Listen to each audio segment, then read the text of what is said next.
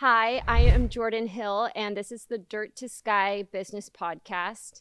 Thank you to the Blooming Venue for hosting us. And I have the pleasure today of introducing an actor. This is Billy Dunston. How are you? I'm great. Good. Thanks for being here. Yeah, I appreciate you having me. Yeah, for sure. We were talking before the podcast, but the way I found you is kind of funny. My husband and I were watching on, I think, Apple TV, right? Yeah. Imperfect Women, which was like quickly one of our favorite shows. And then in the middle of it, Mike paused it and he's like, I know him. He's in the Guard or used to be. And I said, you are crazy. That's not like, there's no way. Anyways, and so he showed me your profile and he's like, that is him. He is an actor. And I'm like, no way. So yeah. So then I reached out to you and I'm super happy you were down for it. Yeah. So funny story about that. How I transitioned out of acting is, so, I mean, you know, the Guard, it's on the weekends or 2 weekends in a month. Right. Yeah. And I swear every time something would come up, it was drill weekend. And I'd try to figure out what it was. You know, if I could switch my drill weekend or make up the day somewhere else. It became the point where at 13 years, and I had to either re-enlist and do my 20. I would have hit my 20 this year. Okay, yeah, 13 years is great. Thank you for your service. Thank you. But yeah, at night in 2019, I had to make the choice. I was like, well, do I stay in and finish my contract, or do I get out and pursue acting? And there I am, and I'm glad that Mike saw me there. Yeah, exactly. That's so great. Yeah, well, and 13 years is, you know, a long time. Mike did renew his, and so his 20 will be next year. Yeah. So, yeah, yep. So, awesome. Well, I would love you to share kind of your journey leading up to where you are now, and you can go back as far as you want, like maybe where you grew up and a little bit about you as you just kind of the journey here. Yeah. So honestly, looking back at it, like I had no idea that I would end up in film. It's kind of one of those things. I don't know if you've ever heard, like, everybody who works in film eventually like had worked at a movie theater. And I remember when I was a kid, I completely like memory wiped this, but I was like, I did work in a movie theater as a kid for I think for like 6 months before. So one of the things is that one of the last movies were stopped showing at 2 a.m. And I had to be at school at 7:45. Oh man! And my parents were like, "You cannot work a nighttime job like this." And like the trains would stop and everything because I take a bus to a train to get on this. Oh my gosh! Because like the DC area is like you could do that back then as a kid. Like as a 16-year-old, they just like let us go. Gosh, yeah. So crazy. But yeah, they wouldn't let us. Is your family still back there? Did they all move to Oregon? No, so they're all back. Yeah. So why did you move here? So originally was stationed up in Fort Lewis. Once I left service, went back to Maryland with the girl I was dating at the time. We hated Maryland, honestly. Like I had to leave twice to figure that out. Oh yeah. She actually was from Oregon. We moved here. We didn't work out, but then I met my wife and stayed, and I love it. Oh, that's great. How long have you been married? We've been married. Got married in 2019. Okay. So, yeah. Oh, that's awesome. My husband and I are 11 years. So yeah, it's a great state. We're really lucky to live here. It's so beautiful. So awesome. Okay. So you didn't know that you didn't like grow up just knowing that you were going to be an actor. When did it start? You know, when did you start thinking about it and realizing maybe this is a path I want to go on? Funny enough, I fell into it. I have a friend, Nadia Tulin, and she's a fashion designer. Oh. She's great. She's worked on like Insidious and things like that. But she had models that would no call, no show. And she's like, you know, Billy's reliable. Like, he fits these sizes. Let's, you know, like So I helped her out. And then people were like, oh man, like, you know, you did a great job. Like, would you want to do more of this? And we do extra work. I was like, yeah, this is fun. Yeah. Started doing extra work, and then someone was like, hey, like, you want a line? I was like, yeah, why not? Wow. And I just kept saying yes to things. And then 2019 was really the year that things shifted for me. Leaving the military. That's when I really started jiu-jitsu seriously. And then when the pandemic happened, I was like, well, everything shut down, Mm-hmm. I should study. And I was studying books. Started with, Stanislavski, Udo Hagen, Meisner, obviously. I really just finished Lee Strasberg's book. And it was just like study, look at podcasts, do whatever I could so that when I was ready, I would actually hit the, ground running. Right.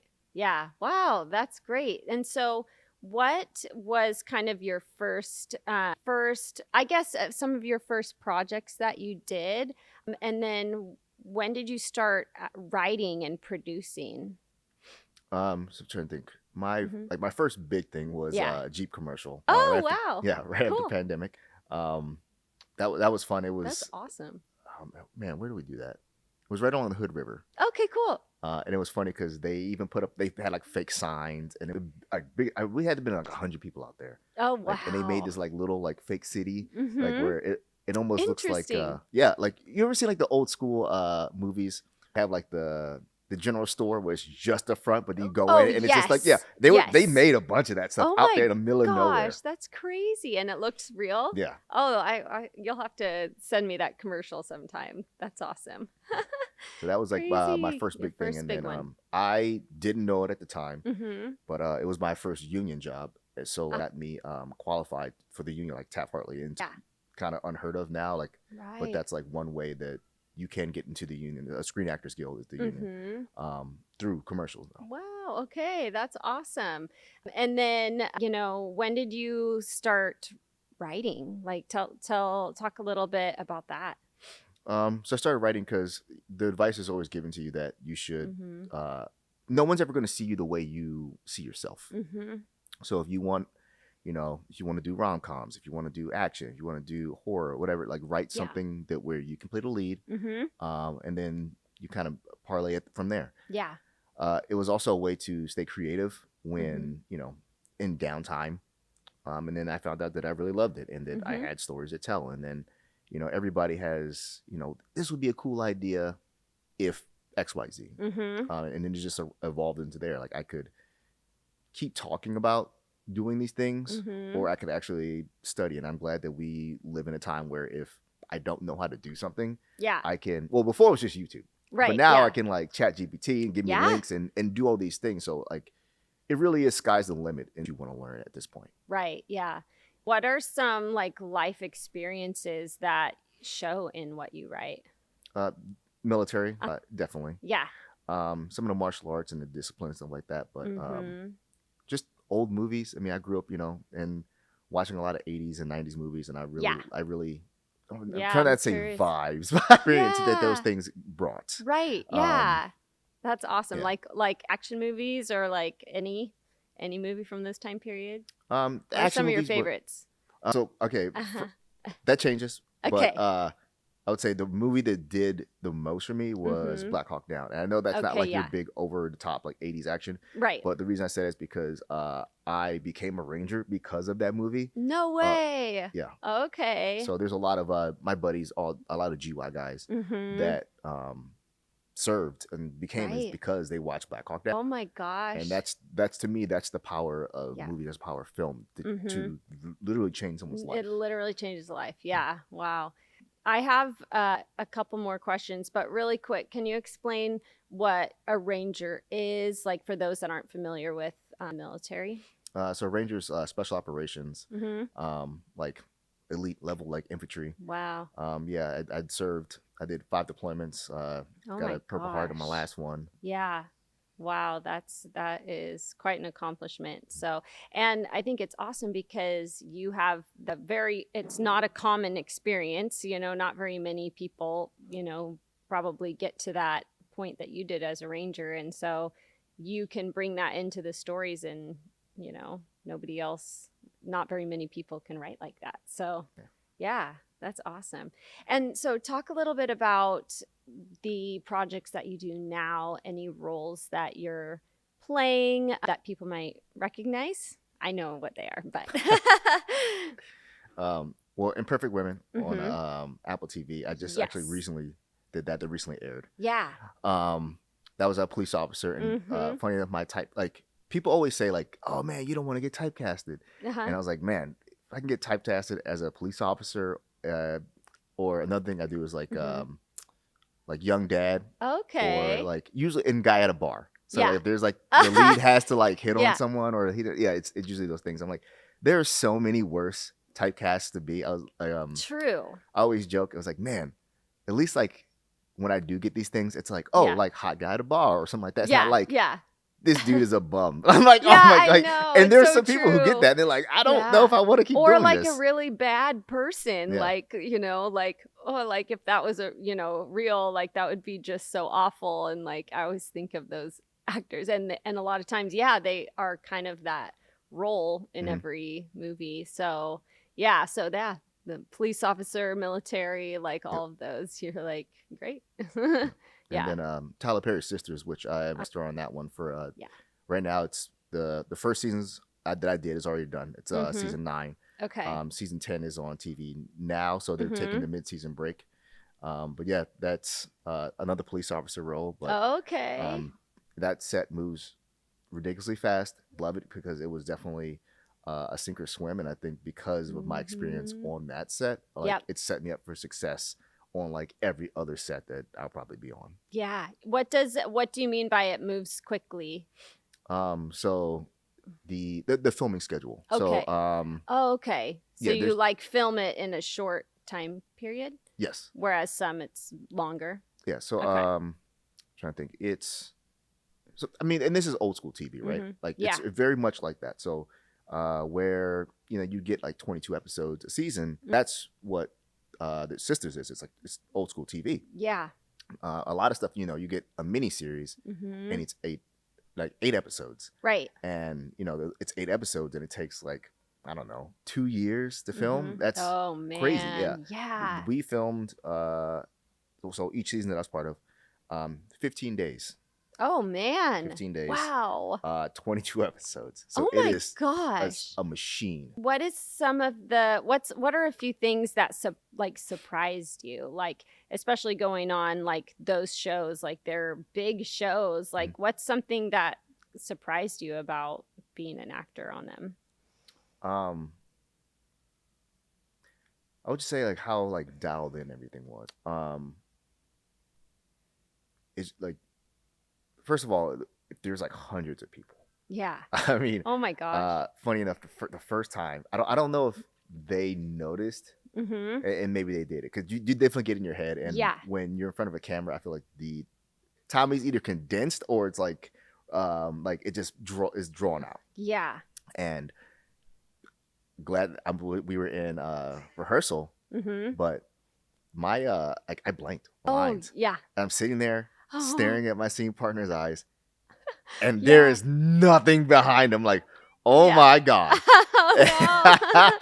And luckily, I got everything back. Yeah. But yeah, I was like, I am so glad that was rehearsal and not the thing. And yeah. there's a lot of grace. Like there's someone there that's checking the script to make sure the right lines are said and everything.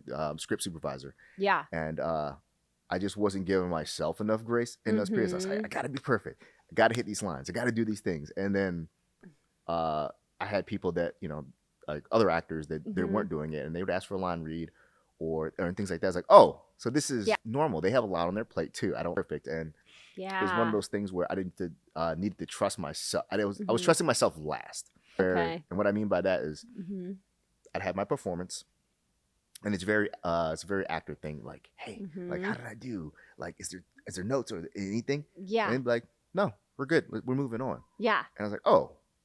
Well, if they wanted something different, they would just ask for it. They're not going to let this go on TV and like this be my terrible performance. Like, yeah, exactly. Yeah. Yeah. Well, that's interesting.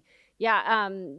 Do you find it's like very different the way that different, I don't even know what you'd call it, different shows, do they run very differently from each other, or is it kind of the same process like for all of them?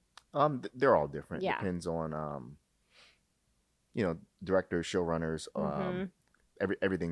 every set you're going to be on is going to be different. And there's a lot of just roll the punches. So if Imperfect Women, there's a lot of, I would say like there's a lot of play. Yeah. They would do the scene, They would break it down, talk to the director, can I do this different? Mm-hmm. Would you like to see this? Or maybe I was like hiding something from you that I didn't let anybody else know until the scene played. Yeah. So that was really fun.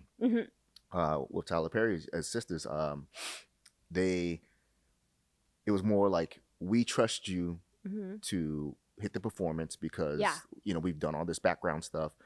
They have readers on set for you, so and what that means is that while everything's running or like the next scene is going, we're in the back waiting, but we're running our scenes. So that helps out too. Interesting. Yeah. And it's just a different way of doing it, but they just trust you more. Yes, you were hired for this thing. Right. Do this thing that we paid you for. Yes. And if we need changes, we're going to change it. But that's it. Right. Yeah. Interesting. Okay. Talk a little bit about the process of trying out or trying to get hired for a role. And, do you experience, a lot of no's? Like, talk a little bit about that, because I bet there's a lot going on behind the scenes, the not so glamorous side of things that people don't know about. Yeah. Funny enough, the lot of no's, I mean, hundreds. And it's not even your fault why you get a role and why you don't. Right. There's so many things that maybe you look too much like the main character or not enough if you're playing a sibling or something like that. Right. Maybe they want a bigger name. Maybe that bigger name wasn't available. I'll tell you a story real quick, is that there was a role that I wanted, actually booked it. And we were talking, like, hey, we need these dates. I'm like, hey, like, that wasn't, when I originally talked to you, these dates weren't what we agreed on. Yeah. And they're like, hey, things shifted. So I'm like, well, what about this one day? This one day I'm going to be on another set, and I've already committed to them. Yeah.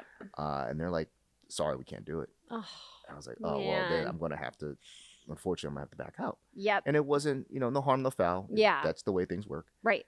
And I was like, oh, they're going to move on to the next guy. He doesn't know if he's first. Yeah. He just knows that he booked the role.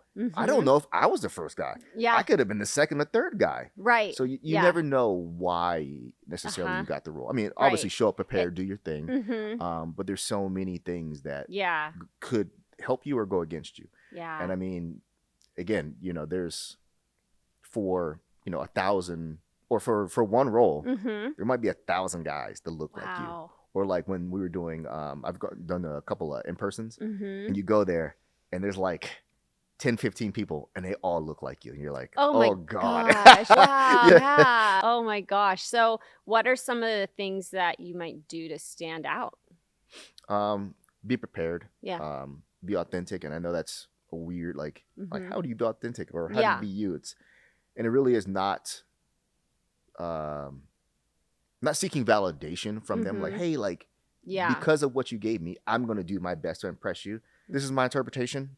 If you like it, you like it. If you don't, you don't. And then, I'll obviously take adjustments. That's part of the play. Like, but I mean, that's it. Yeah. And it's not personal, but that's just the way the industry works. Yeah. Yeah.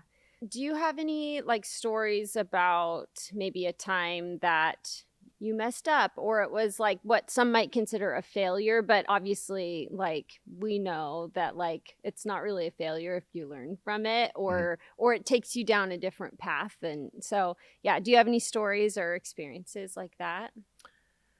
Man, you're probably too prepared. No. Sometimes those stories are like inspiring. So yeah.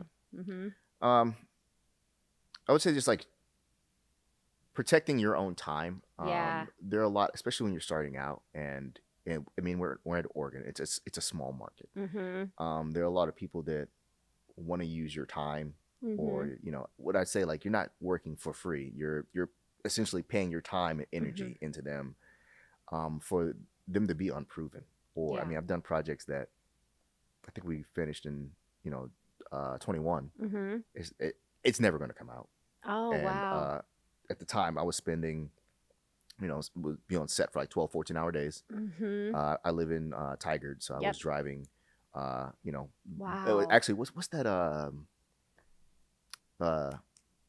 It's a town or a No, city? the little amusement park down south. Oh, yes. Yes. Yes, so Enchanted Forest. I was driving past there. Wow. So it was like yes. one way, working 14-hour days Oh my and working in gosh. this like barn, freezing cold. Oh. I want to have hope for this show because it was really good, but at the same time, I have to be realistic. After this much time, I doubt it's going to come out. Yeah. And it's one of those things where at some point you have to say no to certain people, because at first they were actually not trying to pay me. Oh, I was like, you got to pay me at least gas. Like this is a lot, right? To ask. Yep. And luckily I got the gas money, but starting out, and you don't know what's okay,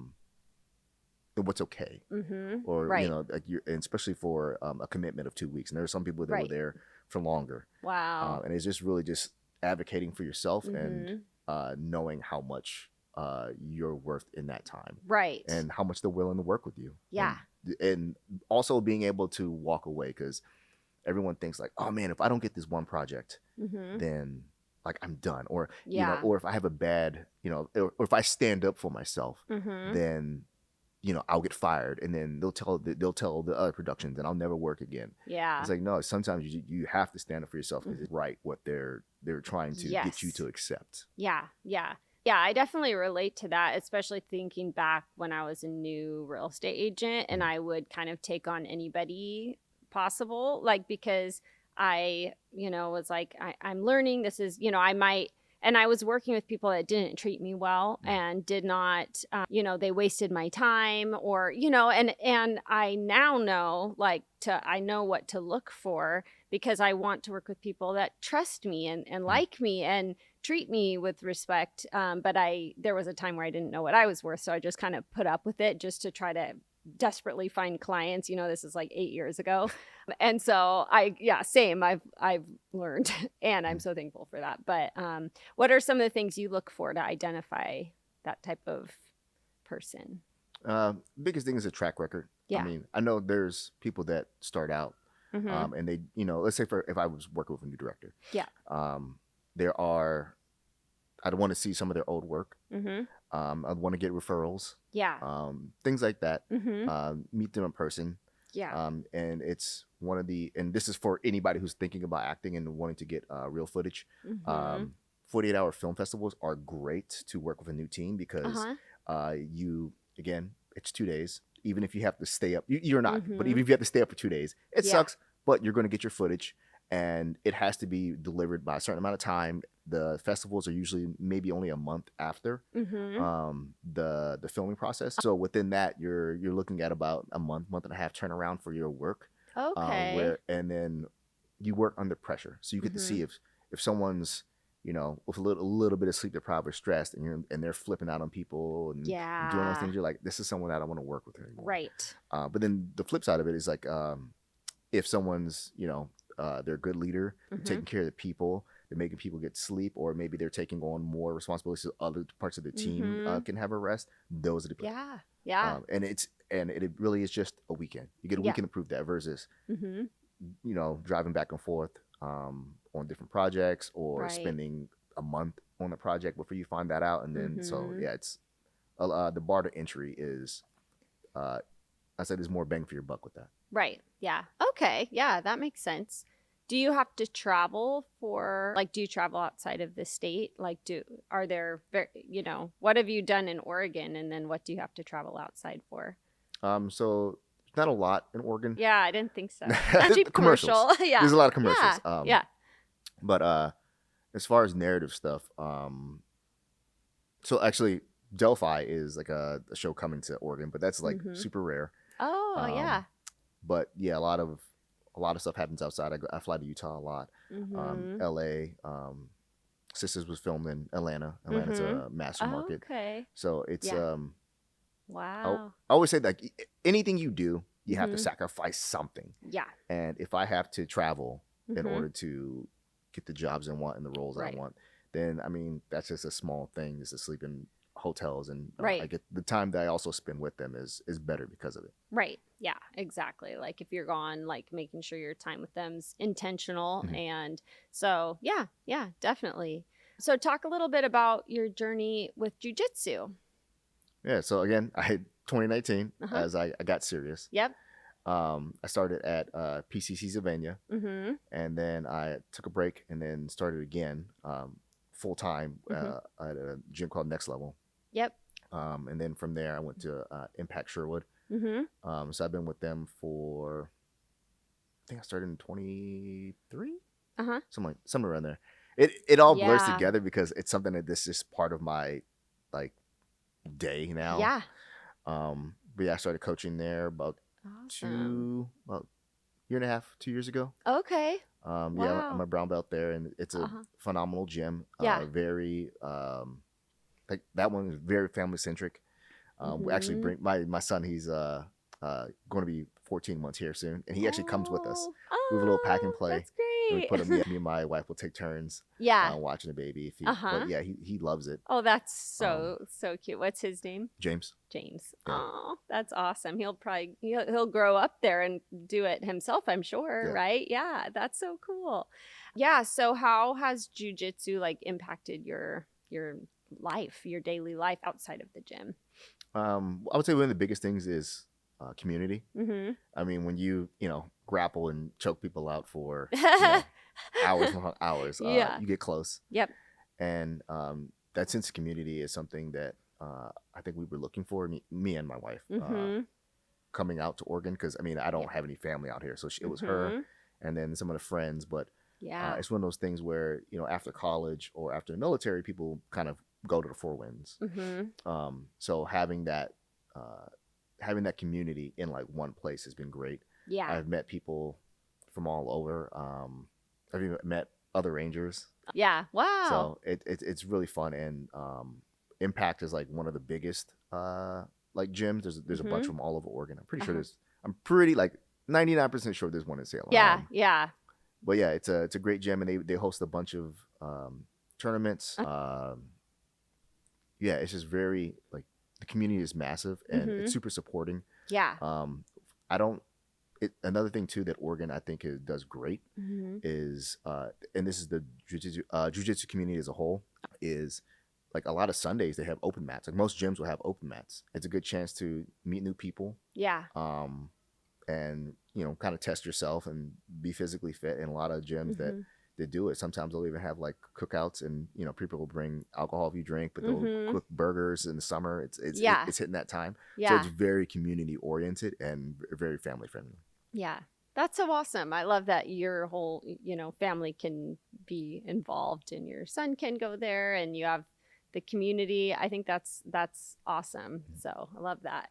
So talk a little bit about your kind of what is like your next step? Like, do you have any goals for yourself? Like, projecting the future. So I have a film that I'm flying out to Utah for next month. I'm not sure if I can say the name yet, but I think the best I can do is that it is a Christmas movie, so look for that later this year. That's so cool. So that's the next thing. But getting Killer Man Sons, the book, off the ground, and it's one of those things where I really like the story. I'm actually planning a sequel. This is one of those things where the first movie hasn't been made, but I can turn it into a novel. Right. And I think I really like the characters and really like the story, so I think this is something I want to continue. Yeah. I'm actually writing a kid's book for my son. Oh, that's so great! I love it. I got the first part done, but then, the way Amazon works and things like that, they want you to hit a certain minimum page count. I've expanded the story, so I'm working on that and talking to a couple of illustrators for the pictures. Oh, that's so neat! I'm excited to see that come out. Yeah. Talk a little bit about Killer Man's Sons. Yeah. Okay, talk a little bit about that and what that is. I know you and I talked about it before recording, but yeah. Yeah. So at the core of it, it's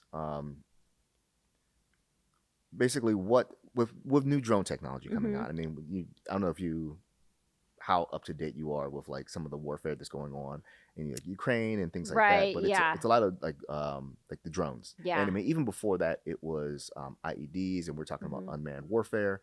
Yeah. And my thing is like, where does the human element find itself in war, and like even be replaced? Like, should humanity be replaced in war, and like what is the consequences of that? So with this, it is I want to go a little bit more old school, kind of like buddy cop, but you got your guy who's more old school recon, and he's more about like analog, and then you got your guy CIA operator who's more digital. He's fully into the what is the future of warfare. And they like work together, you said, or okay. Yeah, so they'll be working together, and it's an escape and evasion movie. And a lot of the things we see from the movies today are, the bad or the good guys are the good guys, and they good guy their way through the whole thing, being the baddest ass they ever could, and they have no weaknesses, and like, that's kind of boring. So like, this is one of the ones that so now it's escape and evasion movie, and they're on the back foot. And it's like, what happens when the U.S., when we don't have the superior firepower that we normally rely on to get us through the situation. So which one would you play? So I'd play the recon guy. Oh, okay, cool. That's awesome. Well, that's and then right now you said that it's like available on Amazon. Is that what you said? And so that's awesome. That's the screenplay. The screenplay. So is that something that what do you do with it now? Like, do you send it to people that can make it a movie, or like what is a screenplay? What do you do with it? Like all of that, layman's terms, because I and probably a lot of people listening have no idea. So so right now I have the screenplay. I've sent it out to a bunch of different film festivals, and there's this thing that most people think that, like, if you're so good, whether you mean an undeniable actor, or you write something like super great and all these things, that you can just email it to someone and they're like, and they're gonna read it, and it's the greatest thing ever. Perfect. That is not really the case. No, it's baby steps. So something. And you need to make sure it's proven, because I mean, you can't just like knock on Steven Spielberg's door and be like, "Here's my script. It's great. Read it." I mean, it's so That's hard. How to it is in the movies, though. Yes. But it's so hard to get someone to read your screenplay. Really? I even my dad's read it now, but I joked and I was like, "Hey man, have you read my screenplay?" He's like, "Oh yeah, I loved it. What part?" Your dad? Yeah, I was like, "What part?" And he's like, no, I was going to get to it." Oh my god! It's hard to get your family to get to it. Yeah. So writing in a way allows that, but then there are things you develop pitch decks. Maybe they call like a sizzle reel, so like almost like a trailer of like what your film is going to be. All these things you send it to investors, maybe other actors, directors, essentially everyone in your network, and like, hey, like, start getting buzz about it. And when people start realizing that it's undeniable in that way, then you start looking towards investors to pitch. This is all like indie stuff. So I'm part of the Veterans Writing Program, and they have industry level writers come down and tell us about kind of how the process is. It's way more the process that people see on movies and media is that someone's so great that they're like plucked from obscurity, and they make them the thing. That's not really how it works. It's more like that your script is great, so let's bring you on and let's say make you like a script doctor, or you get to work in a writer's room for a TV show, and you get to prove yourself. So eventually you get to, let's say you maybe just get to fix dialogue, right? Or let's say in my case, you get to look at these scripts and it's like, hey, is this tactically sound? I fix that. I cut my teeth. I do that. And then eventually they're like, hey, this guy who does this thing, let's give him a chance to do this other thing. And you kind of like steps. And that is way more common that you succeed that way than, you just hit the lottery and this is like the greatest script that everybody's read and they email it up the chain because like, again, like there's gatekeepers and it is what it is. But there's someone who reads your script and says, this isn't what we're looking for. And they throw it in the trash. Right. Wow. Yeah. Interesting. So are you kind of in that process anywhere right now? Like, yeah. Like, so right now it's at a couple different film festivals. But that's one of the things that like, hey, it's won this many, film festival has this many awards. Or with it being on Amazon, it's like, hey, in this format that most people aren't used to, because it's still a screenplay. It's not even a novel, it's still a screenplay. Okay. That it's made this many sales. So if it's made this many sales, and it's one of those things where a lot of medias now, like your TV shows, are like they're based on a book, or they're based on a comic book, or they're based on something else. Yeah. And that way people see that there is a proven track record. Yeah. Okay. That makes sense. So what do you have to do? Like, do you take classes? Do you how do you learn to act and like what people want? Like, what do you do for like, I guess, education? So yes, I take classes. Okay. I take classes with Brian Sutherland. He's a local actor, and he's done a bunch of different stuff. And one of the reasons I worked with him is because he's a working actor, versus someone who's, and if that acting style works for you, fine. The reason I went with him is because he's booking now. Okay. So in his free time, he's taking classes. It's weird because I people reach out to me for advice, and I will say, hey, get into classes. Yeah. And there's pushback. And I was like, I don't understand why. Interesting. Like, if you wanted to, go to school for something, you would have to take classes. Right. So why people think that, oh man, like I can have feelings. They think that that's going to translate. And it's like, well, it's not just that. It's, can you hit a mark? Can you hit these emotional beats over and over? Let's say because maybe they're doing different things. Are you directable? It's like, hey, like the delivery, but let's change it. Either crank it up, crank it down. This is not where your character is coming from, and are you willing to do that? Yeah. There's so many things that go into it, and the classes help. It allows you to explore and play, and like what's in like a safe space. Yeah. But it's a place where you're not having people critique you, and like you're not waiting to get on set to do that. You're playing around in class. So I think those things are. Like you have to do those things in order to be successful. Yes. Yeah. Do some people, not want to take classes because of like ego, or like what are some of the reasons? They just think they don't need it? I think it's more they think they don't need it. From, because there are some movies or in TV shows that are about film. And they think that, well, I mean, they're just talking in front of the camera. That's easy. I can talk in front of the camera. Yeah. A lot of people cannot talk in front of the camera or remember things in front of the camera. Or, there's been projects where I've done where the day of, they're like, hey, we're going to shoot a different scene. So I hope you remember the other scene. Things like that change. You just have to like roll with it. Yeah. Because there was one show, was a short film that I was doing, and the lead actress got sick, and they're like, we can't film her stuff, so we're gonna bump you up and film the rest of your stuff. Okay. And it's a completely different scene. So it's like, wow. And you can, I think one of the fastest ways to not come back is to be like, oh well, I just can't do it. I don't understand. I don't have the role. I wasn't prepared for that. It's like, nah, man. If you want to play in the big leagues, and there's someone who wants you that can do that. Right. And this is one of those things where it is a competitive market. There's people that there's 100 guys out there that look exactly like me. Yeah. Maybe they can do it. So it's a competitive market. Yeah, exactly. Yeah. So that being prepared is like key. So yeah. So like, whether it was growing up or now, like, is there anybody that has been like a role model to you or a mentor that you really look up to? My grandfather. I was actually raised by my grandfather. Oh, wow. Yeah, he's 82 now, and he retired 2 years ago. So he retired at 8, but he's been... Oh my gosh. Yeah. What did he do? So he worked with the... How do we call it? The police officers down in the Capitol. So Capitol okay, Police. Yeah. He was like a shooting instructor for them. Oh my gosh. Honestly, I am jealous a little bit because he loved that job. Eventually, he's just like, I want to.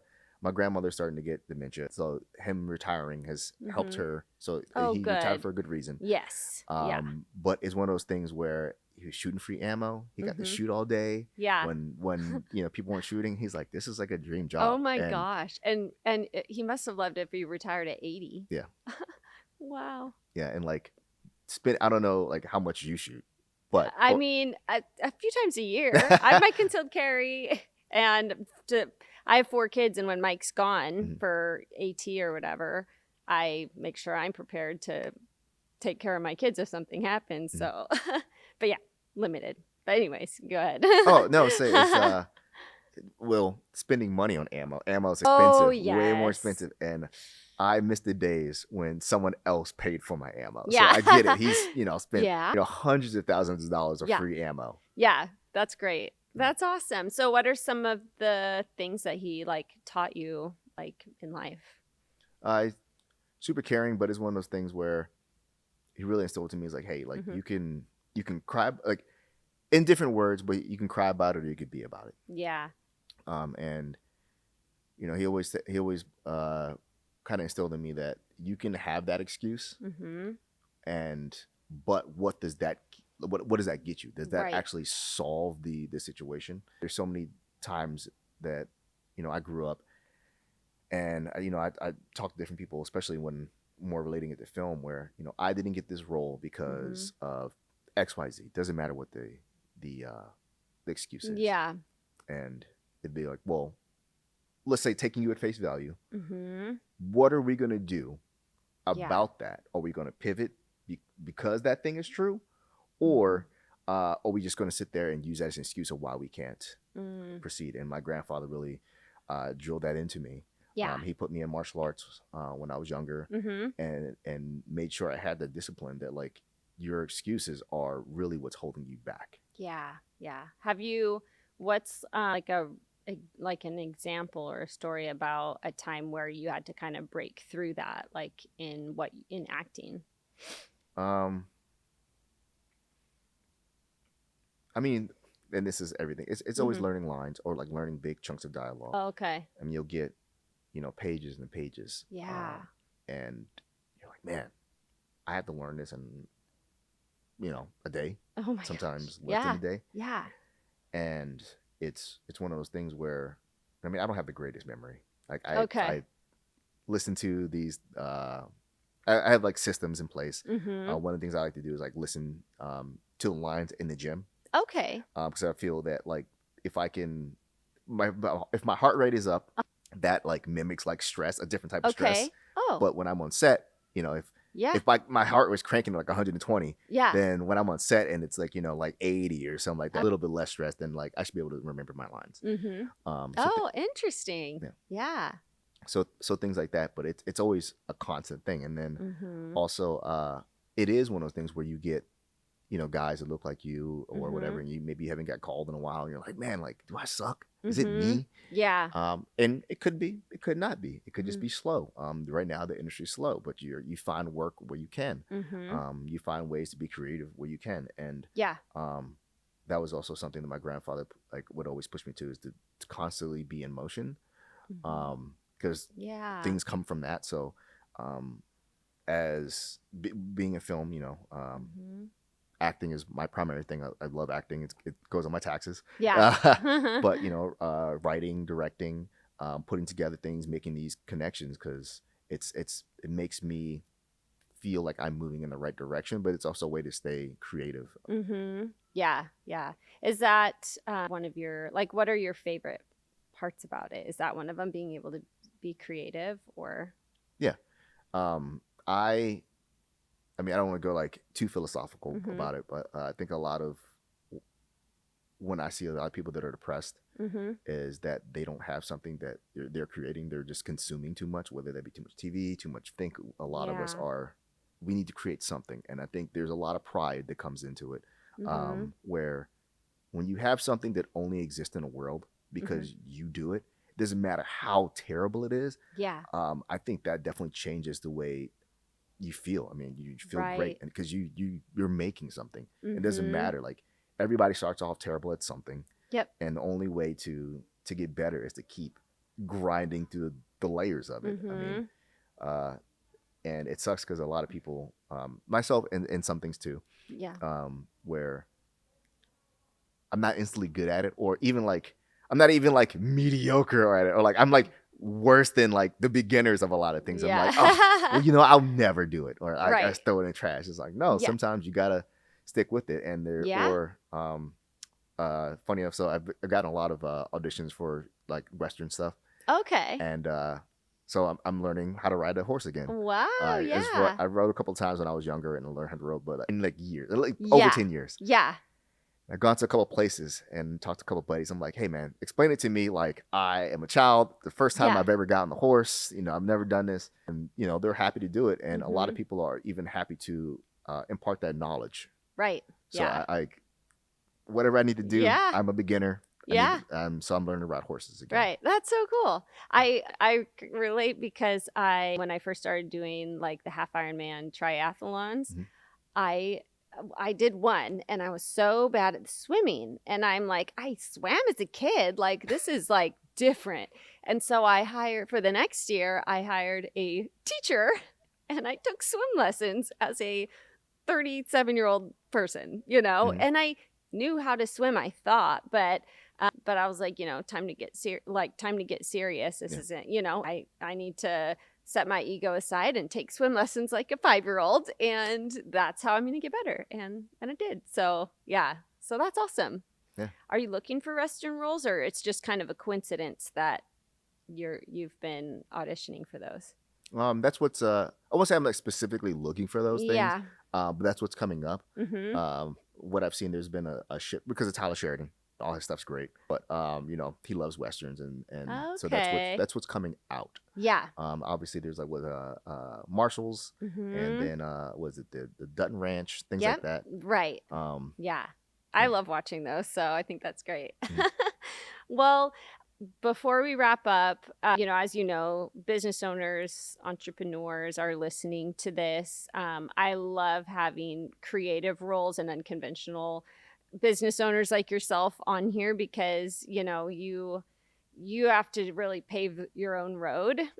Whereas many business owners or professionals, there's a clear role and a clear path, and then they learn to do it. But you're like having to really blaze your own trail. So, but, anybody can learn, will listen to this and be inspired and really take some things to heart. But if you could give one, piece of advice to business owners that are listening, like what would that advice be? Man,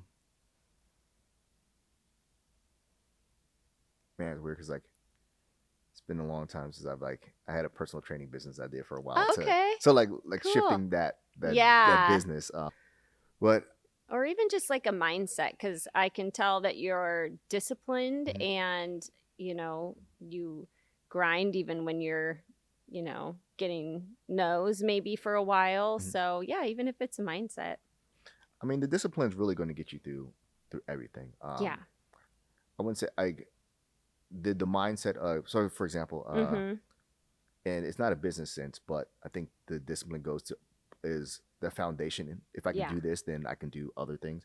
Right. But so when I was a Ranger, we would do 6 pull-ups every time, or it was 5, but then there's one for the Airborne Ranger in the sky. Yeah.